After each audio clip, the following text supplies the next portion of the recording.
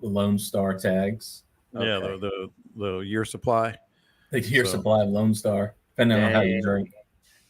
this is Dang. awesome. This is going to be fun. All right, so we'll get into it with Scott and Dean, just updates because it's been a wild weekend, and then we'll get right into Ryan. We'll get you about 10, 15 minutes, whatever. We're not on no real timeline, and then we'll let you go and we'll finish the rest of it. So, all right, here we go. Welcome into the Bite Me podcast, and boy, it's going to be a lively one today. I might even have to scold some of our listeners. I don't know if they were listeners or not. If they were, they would have registered for the CCA Texas Star Tournament, at least been told multiple times to register for the CCA Texas Star Tournament. You guys know the drill. Real quick here, just for those who are always new, we always get new listeners to the podcast. I'm John Lopez. Captain Scott Knoll is across from me. Captain Dean Thomas is across from me, and we'll be joined by Ryan Towns of the CCA Texas Star Tournament with some amazing, mind-boggling news and also kind of inspiring for some of us. But we'll get into that. But let's get into the weekend, man. I went fishing this weekend. Didn't have my boat though, so I went old school. We were invited down to Driftwood Shores, which is a new development. I do commercials for them on my day job over at Sports Radio 610, and they said, hey, why don't you just stay the weekend at the place? It's outside of Port Lavaca, about 15 minutes between Port Lavaca and I'm trying to think what the other town would be. It's right past Point Comfort. But it was pretty cool. So we stayed there. We did some shoreline fishing. My son caught a couple of really nice ones, and I caught a bunch of gaff top. But hey, that's neither here nor there. They were not tagged. We looked immediately, of course, just in case you never know, and we're going to get into that.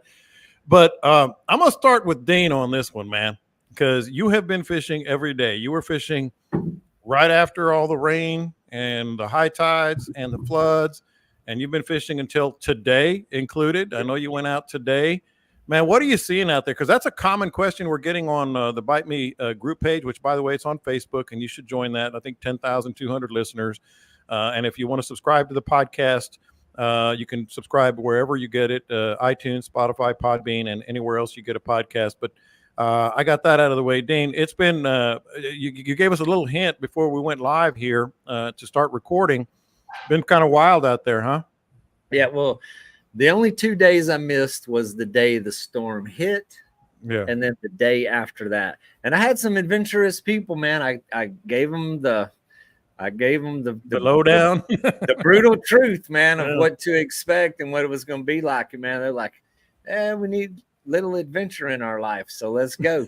But well, they got it. Yeah. After the 2 days after, I mean, it was windy. It was still, I mean, it was savage wind pulling out of the marina in the morning. But we still had, I mean, the tide was in 3 to 4 feet above normal. The pier was underwater. Our piers at the marina, which it's been a long time since I've seen that. I mean, the boat ramps were closed. The boat ramps were so flooded. The people who took a chance on launching their boat were backing their trucks into the water way over the rear axle. I mean, just submerging trucks in salt water, which was pretty crazy. But leading up to the storm, so that thing moved so slow. The tide stayed high, I don't know, 7 or 8 days. It was high before, during, and then it just stayed there. It's still high today, even though today was as close to normal as it has been. It's still at 2 foot. Mm-hmm. And so the NOAA Tide app, when I use the Port Aransas, the number on there relates to where you fish, and we've kind of talked about that in the past. But normally, when you look at it in Port Aransas, on a normal high tide is 1.3, 1.4. On above average high tide, where I like get normally excited and go, oh, okay, man, that opens the door to more flats, it's like 1.7 or 1.8. So you're looking at, 4, 5, 6 inches more water. It was at 4.3 at its highest point. And even though it dropped today, I was excited because, man, I'm like, this is as close as been. It was 2.3 or it was 2.1 and then came in during the day to like 2.3. So still an outrageous amount of water. And what made it crazy, and so what I did, I ran into Lighthouse Lakes. It was windy. It was Lighthouse Lakes is a really cool place. It's pretty vast. It's a lot of area, so you can spend the entire day in there. There's enough lakes to if you're going to explore all of them, you can easily spend 6 to 8 hours in there drifting around. But what was crazy is the way the landmarks had changed. As all my life, I've never been in that place where I was confused, where I didn't have the navigational points. So there was a safety cushion built in. Normally you have to cut those corners. It's really close. It's close quarters. But the areas like the edge of the mangroves that border the Lydia Ann Channel, it was the one that was the most obvious. The Lydia Ann Channel was part of the Lighthouse Lakes. There was no in between. There was no shoreline. There was no border. So the water that was in the channel was in the lakes. And it was just really weird. And then when you're driving your boat, you're 4 feet higher than you've ever been. So you're 4 feet above the mangroves, which are underwater in the first place. So the whole thing just looked completely different. And we managed to pull a couple fish out of there. By no means was it fast and furious. We didn't find any spot where it was on and we're going to stay here. It was drifting, pick one up. Hell, anytime that I saw a pole bend and a big nasty blow up, I was more amazed than the fish was. Yeah. That it actually happened. But it was very interesting. And hopefully in the next couple of days, it keeps going down. But the low pressure that followed this one into the Gulf kept the east wind blowing. Hey, we fished on north wind. We had the north wind because of the way the thing was circulating for 2 or 3 days. It was blowing exactly the opposite of what you would expect this time of year. And now there's another low pressure down coming off of Yucatan. So more than likely, this is going to be with us for a while. Well, before we get to Scott, because he has his own adventure that he was a part of. What is it? What is it? An adventure. Some of us call it an ass whooping. An ass whooping. What has it meant fishing wise, man? Because that's what our listeners want to know. I mean, it's a lot of casting, it's a lot of searching, and none of the signs that you normally look for are you going to be able to see. There's no swirls. The mullet is basically, you can't, they're there, but you're never going to see them. They're not on the surface. You kind of, this is a point where, and we've talked about it before, what do you do when all else fails? You go to your go-to spots. I told guys, I said, we're going to Old Faithful. We're going to my regular routine to where I'll get, I have my most confidence, even though you can't see a damn thing. You're not going to see a clue of a fish. You're going on faith that something lives there. Man. So that's what you do. And what was crazy, we still threw top waters. All of the fish came on top water. I had my guys throwing top waters. I threw paddle tails and plastics just to try to prove a point that I could hook one on something different. Every fish hit a top water. I'll be dog. Scott, you were mostly retired from tournament fishing. I think pretty much 95% retired from tournament fishing. And you said, you know what? I'm going to get in this tournament. I'm going to go ahead and fish with my boys, my old friends. We're going to have a blast. Oh, we had fun. You got your ass whooped. What happened? We drank a lot of beer. Yeah. We jacked with each other and drank a lot of beer. It was a lot of fun. No, we did not catch any fish, but we had a good time. It was much of the same of what he was talking about. Yeah, it was a fly fishing tournament in Galveston. It's called the Galveston Classic, put on by Gordy and Sons, and it's a yearly deal. 50 boats, all pole and skiffs, go out and you can fish anywhere up and down the Texas coast. But you got to be there for the weigh-in at 4:30. So there were some people that came. So the ones that caught the fish actually came down here to Port O'Connor, Matagorda, Rockport. They were still able to see some fish, by going in those places. We didn't really get that serious about it. We didn't want to drive that far. So we rented a house right there on the diversionary canal, and we slept in, and we hit the water about 8:30, something like that. What do you want to go now? You feel like going now?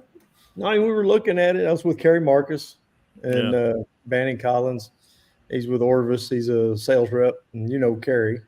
Yeah, and, Uncle Kerry for our listeners. Yeah, I hadn't fished with Uncle Kerry ever. Actually, I've never actually been on a boat with him, and that was a blast. That was so much fun having him out there. Well, he's a trip. Yeah, he is. Stories for days. But we were looking at the tides, and I was like, man, go back to my old stomping grounds. This will be cool. I'll go back into Greens, back into Karankawa. I'll go do what I've done for what I did for years and years back there, thousands of trips. Like Dean talked about going to Lighthouse Lakes.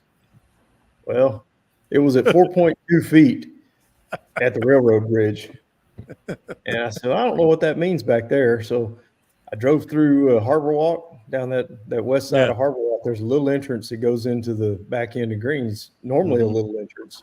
It was a mile wide, and it was water in people's yards in Harbor Walk up over the docks. I said, well, probably not good. And I pulled into Greens from that little cut back there, and it's normally a little windy bayou that goes in. And when I got through there, I stopped and I looked, and it was one big lake. There was no windy bayou. There was no grass. There was no duck blinds. There was no nothing. I mean, it was just water as far as you could see. And Greens was connected to the intercoastal. I mean, it was insane. I've fished it a lot, and I've never ever been there and seen that. So I started trying to run that little bayou, and at first, I was staying off the grass, and the little grass tops were about 2 inches sticking out of the water. And I was zigzagging and running, and all of a sudden it kind of hit me. I was like, why the hell am I zigzagging? I ain't hurting anything by running. Besides that, I can't over a duck line. Where it is. I got to the end of that bayou. It hits a bigger bayou that runs to the back where I wanted to go.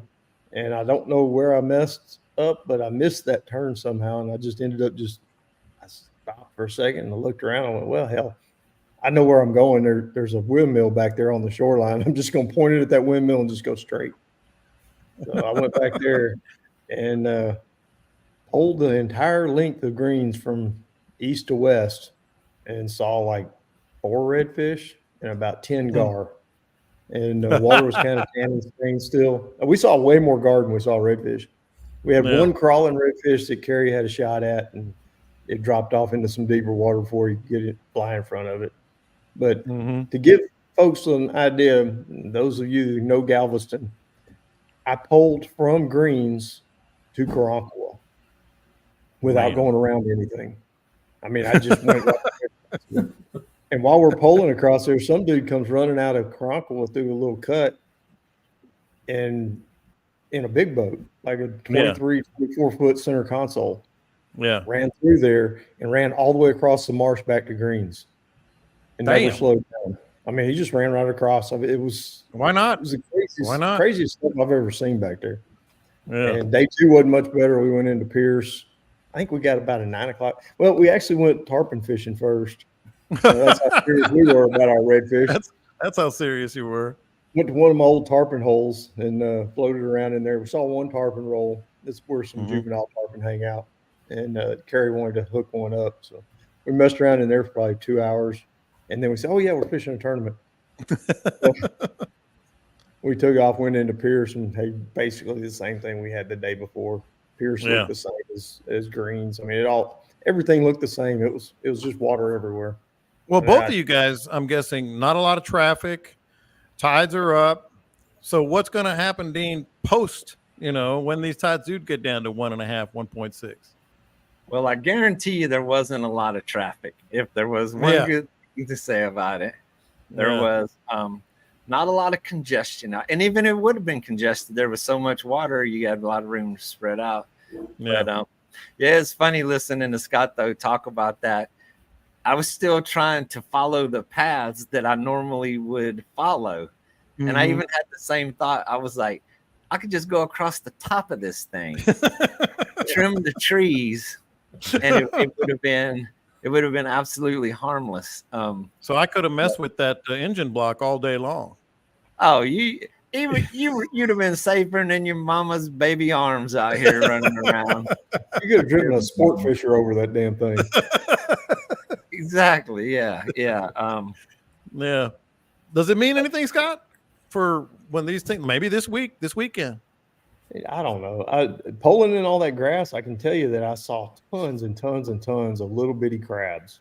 There was tiny little $50 size crabs everywhere. Redfish candy. And we got the same thing on the drift socks. When I pull them up, they're holding on to the ropes. They're holding on to the thing.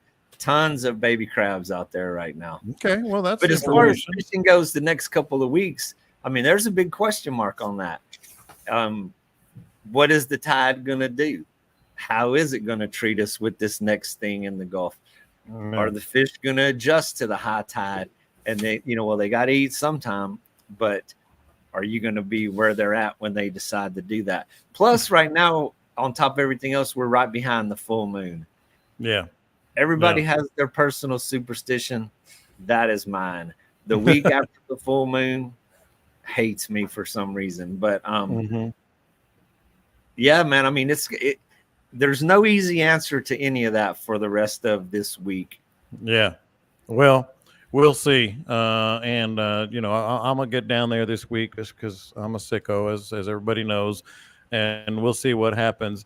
All that said, let's bring in Ryan Towns, because this is, I mean, I don't mean to be a jerk about stuff here. Ryan, I know, is not going to be a jerk about stuff here, but so one of us has to. So one of us has to. Let's set the stage. Ryan Towns, CCA Texas Star. Is it? Let's see. In fact, I can't remember your title. Vice Assistant Director. Assistant Director. Yes, Director.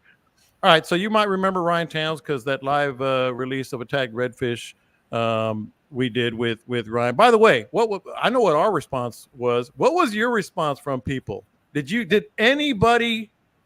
Well, I don't know. I guess you can say this. Did anybody guess right or close to right? Scott did, by the way.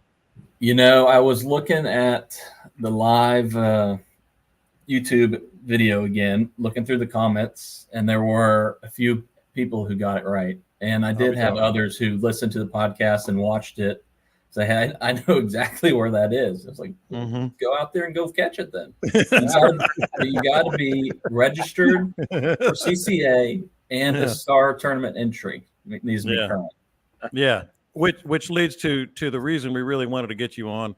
Let me just set it up and go on my little mini rant here before we get going from you. So as I understand it, there have been 5 tagged redfish caught, people. 5 tagged redfish. How about that? Isn't that good news? But wait, not one person registered for the Star tournament. So if my math is right, my Aggie math is right here, Ryan, that means every boat, trailer, and truck combo, every boat and trailer combo is still available. What's wrong with people here, man? All 5 F-150s connected 23-foot Haney Amigo 150 Mercury motor and coastline trailer are available. But we did have a good Monday. We got report over the weekend that 2 anglers did catch a red and blue tag, and they were entered, thankfully. So right now they are pending polygraph. Okay. So here in the next, hopefully by Friday, we're going to get them up here to Houston because everyone that catches a grand prize has to come up to Houston and take a third-party polygraph exam, and you must pass it to be able to claim one of these amazing prizes. They're driveway-sized prizes. I mean, if you look at it,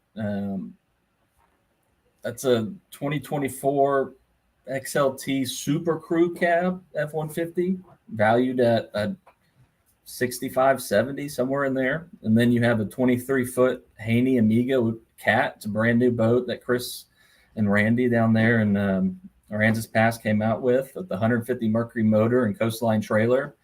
There's another 75. I mean, it's up to $140,000 package. You just got to be in it to win it. So can you tell us go ahead, where those 2 were caught? What bay? So yeah, we had the red tag was caught in the Galveston complex, more between Kemah and Seawolf Park in there. Okay. And our blue tag, he caught his. Oh man, Yeah. where was that? Well, just tell us roughly. We had 5 other ones that were not caught. that they were caught but not registered. Yeah. Oh yeah, he caught his down in Corpus. Okay. So I can see on Scott's face. I'm gonna let you jump in because you're just amazed by this. Yeah. I mean, Abreu had a better batting average. Jesus. What's really interesting, last year at this time, I was looking at every year we put together a list. I can't turn this over because it has release locations and everything. Yeah. But at this time last year, we had 16 different tags caught, red and blue. And 3 of those were red tags that eventually were certified, and 1 blue tag that was certified. Caught on artificial, live shrimp, artificial. So it doesn't matter what you catch them on. You just got to get out there. Yeah. And with this high tide right now, and I was fishing in Matagorda this weekend, and we had the same issue with the high tide down there. Fishing was very tough. We went down through the locks, but I did hear one boat went through the diversion around the locks, and there were no landmarks there, no tree stumps, no island, no nothing. But just got to be careful, and you got to register. Well, that's what I want to get to. Like, you don't have to give names, obviously, but these people, they had to, obviously they knew that it was a tagged redfish. I'm guessing most, if not all, knew what it meant. What's the best story you had? Because these people had to have been sick. It's really interesting. You would think that someone that would miss out on a $70,000 transport 22 SVT or a boat motor trailer package with the Ford dealers, they seem to want us to put their faces and videos on Facebook. I'm an idiot. Go ahead. We just got a video from Tim down in Port Aransas from Barefoot Charters. This happened today. They caught another. What's that? No, go ahead. They caught another blue tag down there, and they're going to go back and catch it again. Hopefully, they're going to register. Everyone's going to sign up on the boat and go back out tomorrow. Well, good luck. I hope they do. So they were all pretty much like, oh well, or were they? Yeah, they're oh well, or a lot of times. I talked to this one gentleman out of Rockport. I won't tell his name, but he said, and he's a longtime CCA member who registers. I saw for the past 10 years. And he caught it opening weekend. He usually signs up before the tournament, but he decided to go fishing prior to signing up, and you never know when it's going to happen but it could happen to you. Yeah, man. I don't know if Scott or Dean have anything. I'll let you guys go here if you have anything. If not, I got one more for them. I just know that everybody that's been on my boat, every cast are like, "Come on, red tag." That's all they talk about. I love it. They looking for that red tag. Yeah. Yep. I got the same thing. Yeah, we saw a ton of reds the other day. There was one day when the tide was low before that storm came in, and had a fly guy out, and we were fishing some really shallow stuff, and you can see every redfish, every one of them that's swimming by, you're looking at it. Yeah, is that tagged? I don't see a tag. See a tag? I don't see a tag. Oh yeah, no, it's no joke. Like I said, my son caught 2 real nice ones, and that's the first thing I was like, look at the tag, look at the tag. No, it's not. Last thing with you, Ryan, we'll let you go and we'll get on with some other topics here on the podcast. But keep in mind, it's not just tag redfish. I mean, there are all kinds of categories. No. Have you seen any where you go where you're thinking, okay, that might last. That might be there Labor Day. You know, I want to say, go ahead. Well, especially in the kids division, we just released the new leaderboard for this week, and we had some changes. And the kids division, which is 6 through 10 for the sheep's head. Remember these kids, every kid that ends up on the final leaderboard is going to take home scholarship, whether they're going to go to a traditional 4-year college, trade school, vocational, technical school. But we just got a 10-year-old that brought in a 7-pound, 13-ounce sheep's head. Oh, baby. And I think that one is probably going to hold. Same with the Star Teens sheep's head, which is another 7 pounds, 3 ounces. And we had a, we had a big cobia come in, 50 pounds, 12 ounces. But that one might be beat. Yeah. If you can find some cobia. Yeah. Well, my wife didn't fish for 35 years, got into fishing about 2 years ago.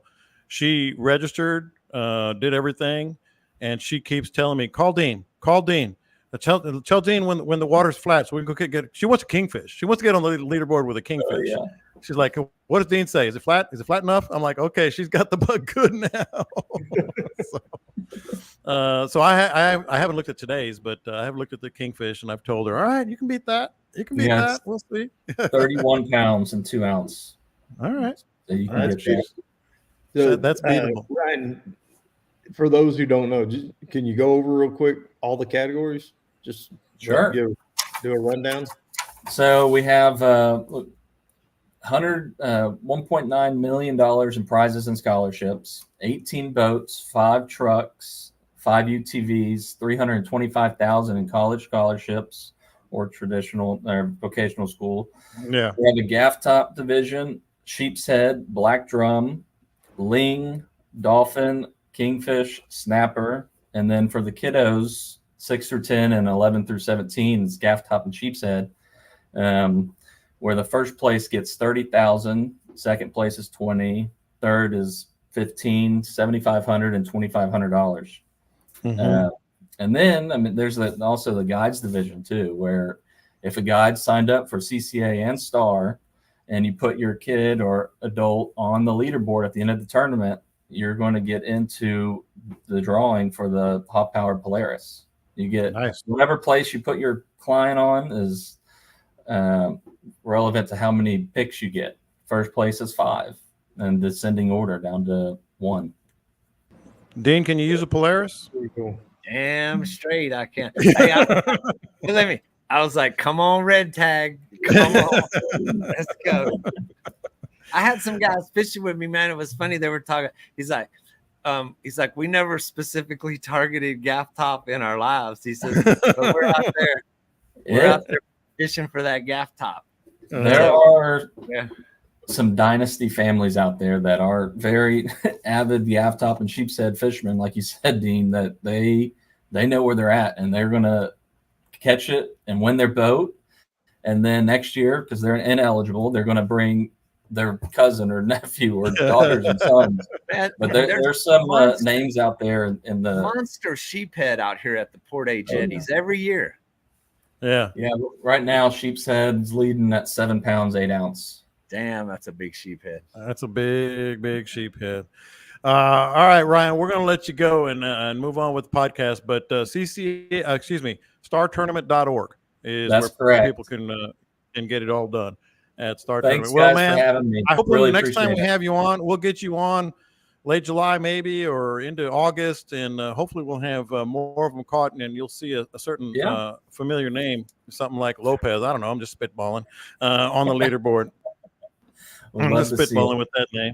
It's the Hispanic Smith. All right. Thanks a lot, guys. man. Yeah, I'll have a good week. See you later, Ryan. Oh my goodness. I just don't get it. It's not that much. It's like $50, right? I mean, I don't know. Whatever it is. It's not that much to register, and you can catch it with anything you want.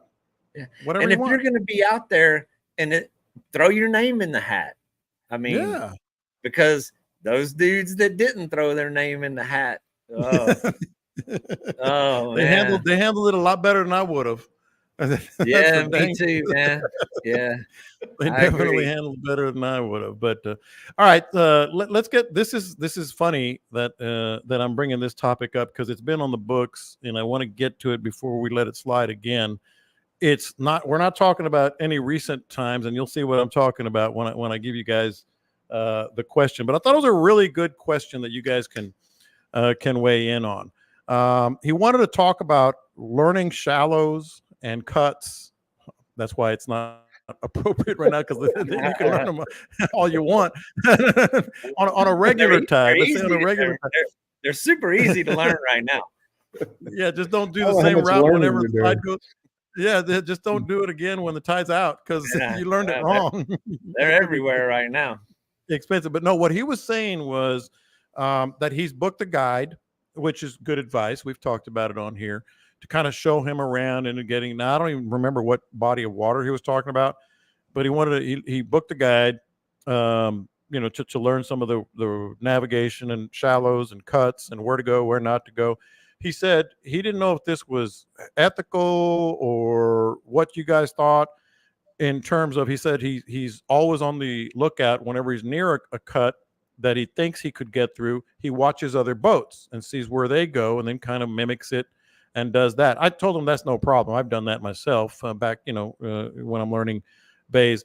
But what else, Dean? I'm gonna start with you. What else? Like, if you've done the guide thing, but you don't want to spend $700-800 a month. Some people don't.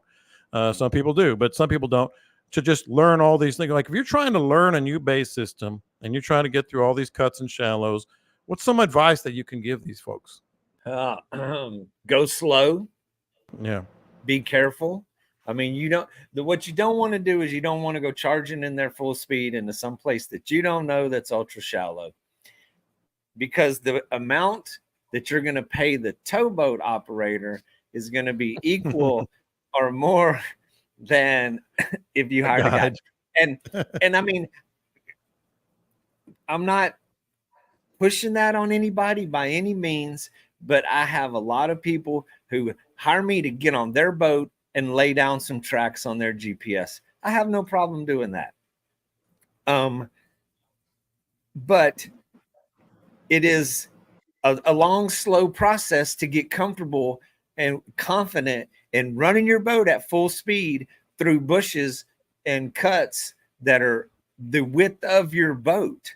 If you get one boat width out of that cut, you're parked in a lot of those places. And we've said this before. I would tell him 100 times, find a tide, I use the NOAA Tide app. That is the live tide, and it shows the predicted tide and it shows the actual tide. And when you look at that number, learn how to relate that number to that spot that you're going to. And it takes numerous times, it takes practice, and it's hard to build up that confidence in a short amount of time. And I tell you what, following other boats ain't always the best thing, because I've had boats attempt to follow me that don't run as shallow, don't perform as well, or are not as well, but aren't going to skim in inches, and they get parked. Yeah. And then the trick also, it's not where you're going, or it's not really how you get in there, but it's where you're going to land, where you're going to park. Are you going to be able to take off when it's time to get out of there? Because I run through some skinny stuff. And that if you stopped, you look down and it's like, don't fail me now, boat, please. But it's what's on the other side of that skinny water that you're headed to. So I mean, we skim in inches, but you're headed to deeper stuff once you get in there. But go slow, be careful, don't always trust the other boat in front of you, and learn those tide charts. Not just, there's a lot of tide apps out there that I'm not familiar with. I use the NOAA every day, and because of where I'm at, I look at the buoy in the Port Aransas Channel. So I fish around in Redfish Bay. It is almost, I mean, it is within a few minutes of live accurate. It tells you specifically where the tide is at that moment. And I mean, I look at that thing, I look at it 20 times a day. I mean, me too. Yeah. It's habitual, but it's how you learn. And in the mornings, I mean, the first thing I look at is where the tide is. That tells me where I'm fishing today, on how much water I have, because we're always pushing the limits to go to the shallowest water we can find with the most opportunity. So that number dictates where I can go. And then second, you look at the wind, and then that dictates if that's going to work together. Scott, I know you have more to add here. I was just going to kind of add real quick, and maybe this is something you're going to talk about. Two things I've done in the past is I get out there in deeper areas when the tide is way out, because when the tide is way out, you can kind of see some of the areas where when the tide comes in, oh, I can go through there. Oh, I can get through there. And then you mark it that way. And the other thing, and this may not be quite as accurate, but it gives you some deep looks, some looks at some deep water, is Google Earth. Google Earth in certain areas. But I wanted to kind of toss it to you, some of those ideas and what you might do and recommend. And typically Google Earth will work in a general sense. Yeah. It kind of gives you some ideas about where there might be some cuts and where there might. You have to really know what you're looking at on Google Earth, though. You have to have been to that place or somewhere near there to get a reading on what the color looks like for the right depth of water. It varies from year to year, and it varies from area to area depending on what the cloud cover was and yes, what the tide was at that moment when they took the photo. Was the tide was that a real high? If they took photos this past weekend, it's going to lie to you a lot. It's not going to show a whole lot of details, but you can follow somebody for the most part. Like Dean said, I've had people try to follow me in my pole and skiff before, not done real well. I've also had people kind of run because I'm poling an area, think they can run across it. Yeah. Folks, my boat floats in about 4 or 5 inches of water. It's usually not a good idea to try to follow me around. But what I see most of the time is people get a new boat in the springtime and they go out and run around in the spring down here in Port O'Connor, and the tides are high, and they get used to running an area and they run all over the place. Then summertime comes when we start getting those low tides, and Sea Tow gets a lot of calls, a whole lot of calls, because they'll be parked. Yeah, I'll be watching. I'm from my polling platform. I'm watching them going, no, you've been running across that on a high tide, hadn't you? Because you're fixing to park it. Yeah. But the way I learn new areas and cuts and things is polling. Used to be wading. Way back in the day, I used to go, if I went to a new area, if I went to Port Mansfield and I was going to fish down around Rattlesnake, somewhere around there, I did that. I'll use that as an example because I did it years and years ago. And I just parked along the edge of the intercoastal and went off on a wade and waded between the spoil banks all along in there. It's kind of mushy and soft, but I waded it several times and figured out which ones were the deepest cuts. Yeah. And then ran through those. Well, then I'd park on the other side and I'd wade the next trip. I'd wade a whole bunch more, and you start learning and you just got to pay attention to it. Okay, this area is 4, 5, 6 inches deeper than the rest of everything else around me. So and you'll know, you can figure it out. Yeah. You can feel it, and you start thinking, well, this might be a place I could shut down and jump back up. This place over here is real hard sand. I might not want to stop there. This place over here's got mud. I'm much more likely to be able to get up if I got a little mud. Yeah. Did the same thing. When I went to Louisiana those first few times, I learned a huge amount of marsh just poling and just paying attention as I poled areas. I made a rule. There's so many pipes and stuff over there. I wouldn't run an area until I had poled it. Yeah. Outside of marked channels and obvious, very obvious bayous and stuff. But it's just a slow process. You can't know it all in one day. Yeah. It'll take time. Yeah. And the other thing is also know what your boat really can run in. You always hear people say, I can run in 6 inches. Can you? I can get up in 10 inches. You can run in it. It's what you can shut down in and what you can get back up in. Exactly. That's the real trick. Yeah, exactly.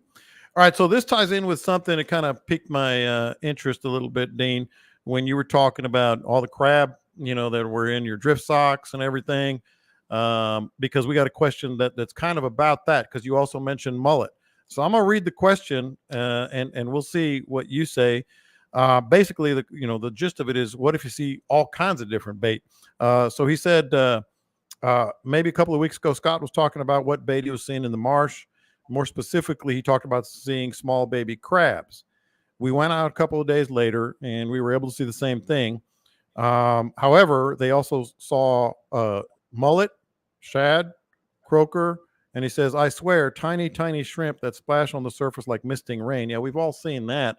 But Dean, what happens when you see all kinds of different bait? Is it just trial and error, or do you focus on the one that's more abundant?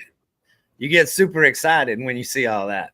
Yeah, exactly. Well, he said, by the way, he said they didn't really catch a lot of fish. I mean, I want to see life in the water. I want to see bait fish. I want to see all those things. You see shrimp hopping. At this time of year, the life is exploding in the bay. It is a time of plenty for everybody. Yes. But I still fish with the same lures. I don't shift gears. I don't change my game according to what I'm seeing. Those are just signs that tell you you're in the right place. You're starting in the right spot. I mean, you just want to see life in the water. A couple of weeks ago, I was talking about like the biomass of mullet, where I find these mega schools of mullet. It's like a river of mullet running across the flats. Mm-hmm. Found reds all through those mullet. It's one of the signs you look for. But I mean, I don't shift gears. I still am going to go at it with the same lures. You go on the surface with some top waters. If I'm in the shallows, I'm rigging up some weedless, soft plastics, paddle tails, swimming it through there. But I mean, there's nothing about that makes me shift gears in any other direction. I just have a really good feeling about where I'm at and what I'm doing at that point. But Scott, you can go maybe crab imitation if you see an abundance of them, or what would you say? In general, what Dean's saying is right. I mean, you just want to be in an area that's got life and a lot of bait fish. What I've found over the years is if there's an overabundance of one particular kind of bait, sometimes redfish will get keyed in on that one particular kind of bait, and they really don't want anything else. Yeah, they want something that looks similar, acts similar. I mean, you can make a paddle tail look like a shrimp, by the way you work it. Yeah, and if there's a certain size, occasionally that makes a big difference. I've told the story on here many times about being in the surf with my daughter, and we're all throwing the same lure, and nobody's catching anything. There's shrimp jumping everywhere. There's trout absolutely flying out of the water chasing shrimp.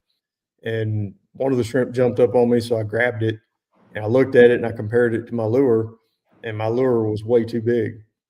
It was a good solid inch and a half bigger than the shrimp. And I looked at it, I said, well, I ain't got anything smaller, so I just bit off half the plastic, put it back on the hook, and immediately started catching trout. While nobody else around me was catching trout. Did the same thing to Erin's lure. Erin started catching trout. Then she started ragging everybody else that didn't know. Of course she did. She was riding them hard. Of course she was. Yeah, that's my daughter. But then there's also on the crabs, the baby crabs. If you start seeing a huge amount of baby crabs and the redfish are acting weird, put those two things together. Yeah, that's what I was talking about. You need to bump something along the bottom. In fly fishing, it's easier to do than it is with soft plastics. There's a few. DOA makes a good little crab, but mostly if they're doing that, we caught plenty of fish the other day when they were doing it, and they were full of crabs. Just by slowing down the presentation on the soft plastic, using a weedless soft plastic and getting it down in the grass where all the crabs were and where they were digging them out. They were tailing super hard. And one of the clues to that when you see tailing fish is they're not moving very much. If they're on shrimp and they're kind of they're moving across a flat, you can see a mud trail a lot of times where they're just steady moving. If they're Yeah. they're working one area over and doing headstands, I found that more often than not, they're on crabs because the Yeah. crabs don't move around as much. Yeah. And the way you were talking about with the shrimp, you can make a shrimp, you can make your plastic look like a shrimp. You're talking about the same thing, just so our listeners know. You're talking about slowing it down, maybe a slow it down. steadier retrieve. Yeah, shrimp. Shrimp are going to hop out of the grass. The shrimp are in the grass, and the reds are trying to root them out. And when they root them out, they jump and they shoot out of there. Well, imagine that with your soft plastic. So you drop it down into the grass in front of a redfish and make it jump out of the grass. Then it looks natural to the redfish. It's what he's been doing. He's been chasing shrimp that are jumping out of the grass. He's not so much looking for a mullet swimming over the top of his head. Yeah. All right. So I want to read a couple things to you guys. One is, it got me probably a little bit irrationally upset. And I think it'll do the same because you guys have both been professional guides for a long time.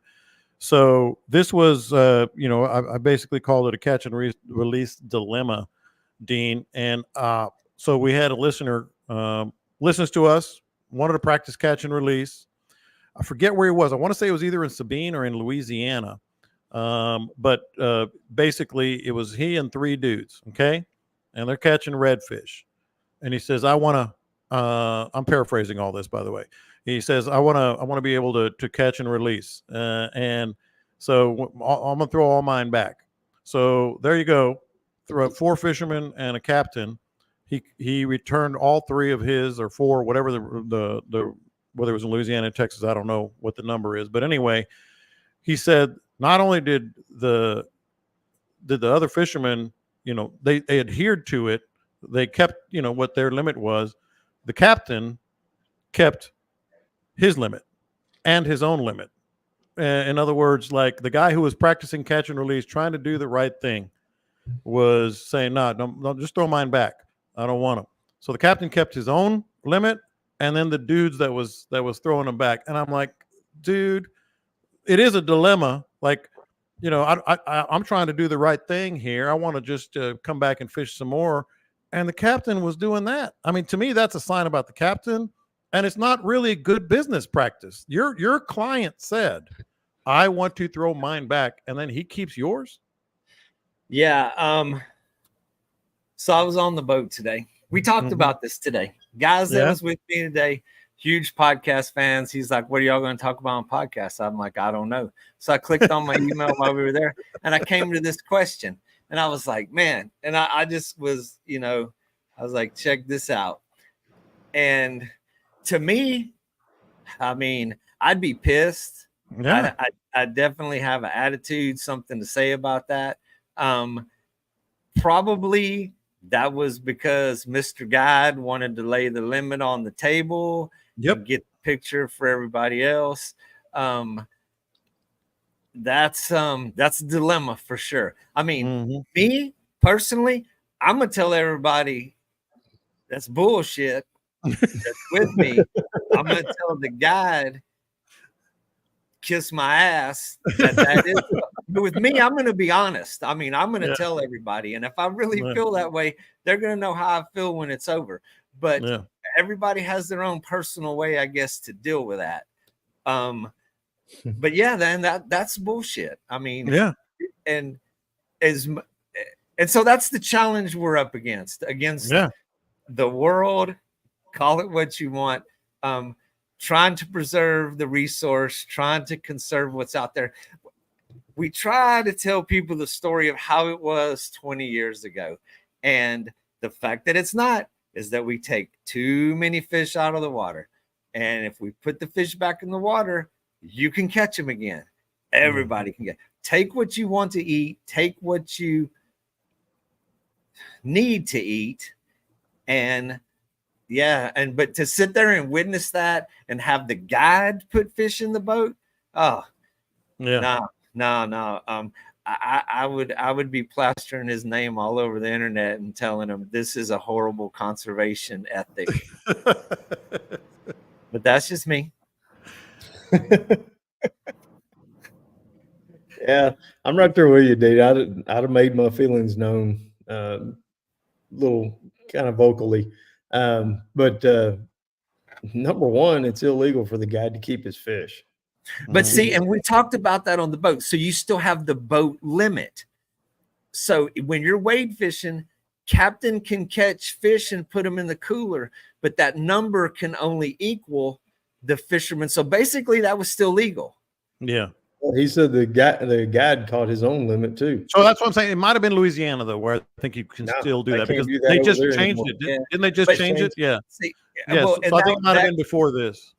But either way, yeah. So if there's 3 people plus the guide, as long as there's only 9 reds in that, or if we're talking about Texas, if there's 9 reds in that cooler, even if Mr. Guide put 3 of them in there, that's a boat limit. Yeah. And the thing is, the way I understand it, so if you're out wade fishing, everybody has to have their own stringer. You can only have the fish that you caught on your stringer, but when you come to the boat and you toss them all in the cooler, it counts for everybody. Yeah, kind of weird, but that's the way I understand it. So if he put his 3 and he threw his 3 back, the math still equals 9, which technically I see that as legal, but still. But that just defeats the purpose. And Scott, that's what I was going to ask you about. Like, to me, I don't want the messaging is the problem here. Like, you're telling a fisherman, I mean, this guy clearly was upset by it, but let's say another fisherman would have said, well, screw it, I'll just keep them then. You know what I mean? And it's the messaging and it's the business practice. Like if I'm whatever, selling a product and the guy says, well, I can only, I can't think of a good analogy, but let's use the fishing analogy. He's just basically saying, no, screw you. I'm going to keep yours. We're going to keep yours. And, the guy just got himself in the foot. This guy, they obviously caught fish, and this guy may have booked him again later on had he acted right. Mm-hmm. Yeah, he may have told his buddies to book him, but I guarantee you he's telling his buddies now, don't book that dude. Yeah. So, I mean, it hurts you in the long run. You do what the customer wants to do.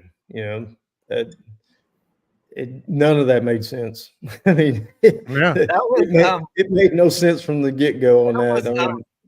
That was our conclusion on the boat today, too, as we were having this conversation. Do what the customer wants to do. It's their day. It's their time to fish. You want them to leave happy. You want them to come back and fish with you another day. And if they want those fish to go back in the water, that fish needs to be back in the water. Yeah. Yeah, absolutely. All right, here's a boat ramp confessional that has been on the books for about 3 or 4 weeks as well. And really just, I think we can, I've done this back in the days of the old, the clips, and I put the trolling motor on my stern. But this is a new one. While loading the boat up on the trailer, Port Mansfield, tides, the sides were very narrow on the ramp, coming in good and straight. Then he realized one of the power poles was down and he got turned sideways. Picked up the pole, started straightening out the bow, and didn't realize that the stern was sideways. Kept his trolling motor stored in the stern, not to hit it while mounted on the bow. So he proceeded up the trailer, not knowing that his stern was messed up, kind of crooked, and the trolling motor caught on the catwalk of the ramp, ripped off the quick release base, and into the water it went. The entire, I'm guessing this was not like my old Academy, little rabbit ears on a battery trolling motor. So, and especially when you hear this part, said, pulled the boat out, proceeded to go diving for a trolling motor. Multiple attempts, kind of like Dean trying to catch your redfish to get the lure back out. Much more expensive. After multiple attempts, they were able to retrieve it from the bottom of some deep water with their diving skills. I'm guessing, Scott, that trolling motor isn't going to quite react the same way the next time he uses it. Yeah, they're water resistant, not really waterproof. Yes. They're not submersible. Yeah. Yeah, that one's gonna need to go see the folks over at FTU and have them take a look at Yeah. the inside of that thing. Maybe Yeah, clean it Yeah, up. they took care of mine. Mine's sitting right in front of the me. bottom part of the motor will be okay, but the top of it's going to be where the lights and all the switches and stuff are. Yeah, yeah. But You're it's funny, screwed. man. Listening to that story, man, you can just visualize the whole Yeah. thing Yeah, taking things got place. Man. squirrely at the ramp. I Yeah. see it every day. Yeah. You're looking at the front, and then you're looking at the back, and then you're looking at the side, and then you're looking at the back again, and the motor's gone. Yeah. I got to tell you guys, I keep my boat in the marina there, and I probably had it there for probably good 8-10 months, and never really moved it. I just gas it up there and everything else. I had to take it out to get it serviced about a month and a half ago, and I was kind of white knuckling. I hope I remember how to do this the right way. I was double checking, triple checking, and then I realized I only had one rope on the boat. Well, one for the dock. I had the big long towing rope, but and I'm like, oh wow. So I guess I put power pole down, tied that up. Everybody's at the restaurant looking at me. Fortunately, I didn't screw that up. But we were talking about this before. You still get a little, especially when the wind's blowing. You still get a little bit. Well, the wind will get you, but it sounds like this dude may have been in some current where he was, because it's pushing the boat around sideways from the back. But yeah, over there. That's a tough one over by Mickey's, man. Everybody's up on the crow's nest, and they're like, "Nice boat." I'm like, "Shut up! Let me concentrate." I don't want to talk to anybody right now. But fortunately, it was fine. But y'all remember those little black trolling motors? I used to put them on the stern of my little 17-foot. I lost at least maybe more 3 of them. Because you're trolling along, you get it up, and then you crank the motor, and like, oh crap, and then you turn around and you just see the little wires just sort of floating down into the water, and you're like, oh man, there's another one. Worst one I ever had. I'd got a motor guide trolling motor. I like Minn Kotas. That's they hold up better in saltwater, but for whatever reason, I don't remember what the deal was. There was a shortage, and I ended up buying a used one. I just got that Dargle brand new, and I was messing around trying to find me a trolling motor for it. Finally found this used one. Didn't pay a whole lot for it. It was kind of beat up looking, and I got it all mounted on the bow, and everything's all good. And I'm messing with it. It was my first trip with it. And, you got those quick releases. That little quick release, you pull the thing out. Well, I'd put one on there, and you can put a little bitty lock on it if you want, but they rust in 2 weeks. Yeah, and I'm in Port O'Connor, and the house, it stays at my house all the time. Ain't no big deal. Yeah. Well, apparently it was a big deal because I made like 2 or 3 stops along the way. Yeah. And somebody somewhere along the way apparently was getting ready to steal my trolling motor because the little bar that you pull out with the 2 rods. Yeah. I didn't notice it at the time, but it was on the deck down in. So it was just sitting there. Down into the boat on the deck, and the trolling motor was just sitting on that little plate with nothing to hold it on. I didn't notice it, of course. I mean, I had put it on there the day before. Everything's fine. I locked it in place with the little pin. Yeah. It's all good. Well, I had Randy, my oldest daughter, with me. We were just going to run out on the beachfront and just go. It was early season. Tarpon really weren't here yet. Go catch a jack or something. And I take off across the bay, and when I got over by the jetties, got a little rough. I bounced once or twice.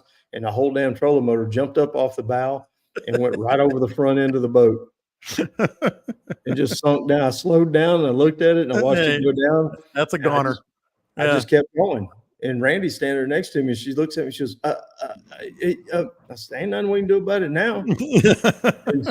but I mean, can't you go? I was like, we're in 53 feet of water. No, I can't do a damn thing about it. And I'm not going to I ain't gonna let it screw up my day. It's done. I just went on about my day, and we went out and had a good time. Yeah. Well, I got about 3 of those, the cheaper ones, under my belt. Fortunately, these new ones, I'm good on. Dean, you ever lost a trolling motor? Nope. Really? Yeah. No, never. I lost a push pole once. What? Oh, I've lost all kinds of stuff, but never lost a trolling motor. Yeah, I had a push pole flop off my boat. But I It's have me and also you. found push poles. So that's a push. That's a fair so to trade. speak. Yeah. Actually, I found 2 of them that somebody else lost. So technically, I'm ahead of the game. But yeah, man, Yeah. shit, you lose a troll motor now, you just lost $2,500 At least. There, man. Yeah, Yeah. that's so. But I have broken a lot of the mounts from trolling like fast and crashing, or Yeah. even pulling into the marina at the dock and then crashing the troll Oh, I've motor. done that. I bumped on it. the I've never really heard boards. it. Mhm. No, I've had a lot of repairs due to running into the dock. There is a point of no return when you think you're nailing it. You've done it a million times, and then you're like, "Oh crap! I'm about to hit the trolling motor." Oh well. The one thing I've learned about that, and where I pull into my slip, it's cool to be in the corner, but the problem with being in the corner is you're in the corner, and there's maneuvering to come in. Everybody else pulls straight into their slip, no turns, and so I end up pulling it. The one thing I've learned about that is go slow. If you're going slow, the damage is going to be less if it does go wrong. And if you go slow and it goes wrong, it's easier to recover from an accident. You absolutely can. And I do that, man. When I pull in there, I'm crawling. I mean, I come to a stop. I do. And then make that. And yeah, you have to maneuver into yours a little bit. Yeah, because I got a big yacht behind me. You're in the other corner. But the go slow. Yeah. Slow is a small wreck. One other thing with trolling motors, if you're not used to them or you haven't done this in the past, that little collar that's on there, your depth control collar. Yeah. Whenever you stow it and you're going to make a long run, go ahead and push that collar all the way down. Because go into Fishing Tackle Unlimited and go back by the trolling motors, and you'll see a bunch of them with busted shafts. Oh yeah. Every one of those is because it self deploys from time to time whenever you're running across the rough bay. And it falls down, and if it goes down and you don't have that collar set, it's a snap. I mean, it's immediate. So Scott, they also have that cool little it's like that little it's like a little gooseneck thing. You put the ball on the deck of the boat, the ball on your troll motor, and that little clamp, and that is 100% right there. It doesn't bounce and it can't fall down. Yeah. I love mine. I love it. Mine. I got mine sitting right in front of me right here. I got to put it on this weekend now. Maybe it's not going to be good advice because I was just talking about Jan. Ask Dean, when can we get out to the jetties and the beachfront? It's close, man. It's going to happen soon. But it's not this weekend. So what would Scott do? What would Dean do? I looked before we started here. It's a bit breezy all week long, man. At least where I'm looking. So we're not going to be catching any star tournament kingfish this weekend. But Scott, I'm going to start with you. I know you're in tarpon mode. So it's going to be really interesting for you, and you're not going to be getting any tarpon this weekend. No, there's no tarpon to be had right now on this forecast. It'll be going back there into getting back in the backwaters. This tide's still high. I don't know if it's ever going to fall. I'm convinced now that this is our new normal. It's never going down. Yeah. So I'm going to just prowl around, cover a lot of water, and see what these fish are doing, because it's falling down some, and it's kind of got things messed up. All that high tide for so long, it really shuffled the fish up. I think they spread out all over the place. And everything I saw was singles. I never saw a school anywhere. Hopefully with this tide falling down a little bit, then maybe they'll get somewhat back to normal.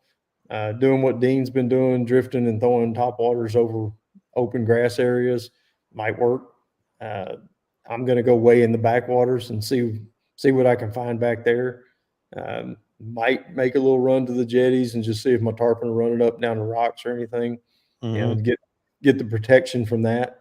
But yeah, it's going to be one of those. Hopefully, they're wrong on this forecast.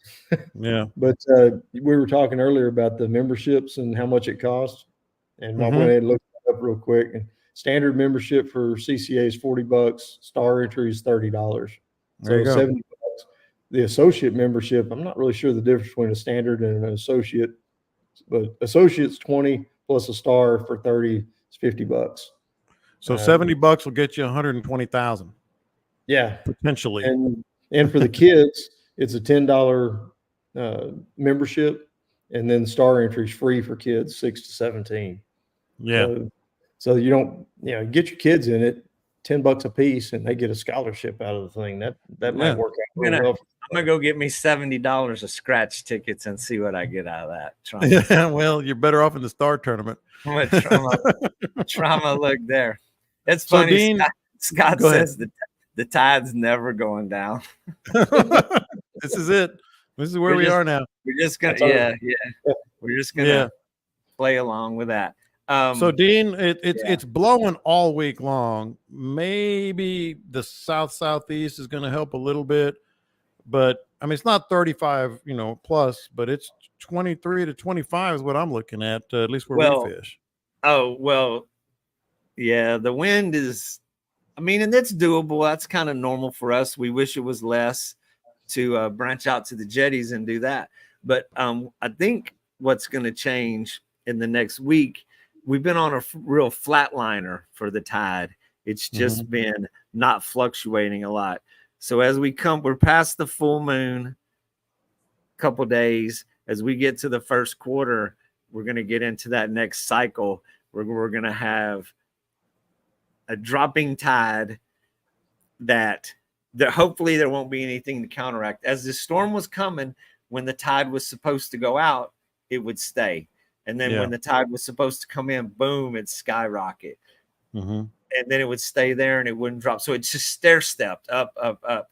If we get a more fluctuation with the first quarter and we don't have low pressure in the Gulf and we don't have 40-mile-an-hour east wind, it will stair-step down a little bit. So there's hope. There's hope, Scott. We keep hope alive. There is hope. Always keep that hope alive. Eventually July, August might be good, man. It might be good. You guys, I know you've been booking a lot. A lot of our listeners are booking you guys, but I know you have some openings. If you want to share those before we get out of here, Scott and Dean. Scott, I'll start with you. Yeah, I'm pretty open right now. I had a couple of cancellations for some reason this past week. For coming up next week. We also got 4th of July coming up, and I don't know about Dean, but I'd rather not be on the water on 4th of July. But Monday, Tuesday, Wednesday, just fine. Thursday, that's the first of the week's going to be great because the way it's with the 4th on Thursday, the next weekend is going to be crazy. I just booked up some guys we were having that conversation. Monday and Tuesday should be amazing. Wednesday still pretty good, as far as the crowds, but I got lots of openings, man. I mean, I've been on a crazy roll lately, but all through July there's tons of opportunity, weekends, weekdays. It tends to book up short notice, like really. Because of vacations. I don't just if you never know how it's going to work. Sometimes you have months. What I have been doing, which is kind of interesting, I've been getting tons of calls for October and November.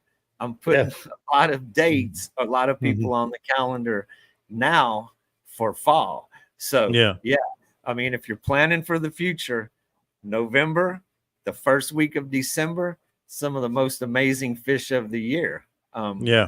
We sit out there in this heat cooking our brains just talking about November and December right now. It's like, it's 10 o'clock and you're like frying your brain. It's like, man, you should see this place in November, man. It's amazing.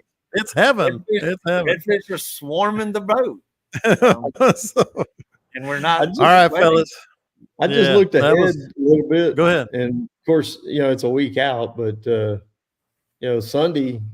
Sunday afternoon, it starts dropping down. And then Monday morning, I've got 5s and 7s, and I got 2.9 feet, but it's at 8 seconds.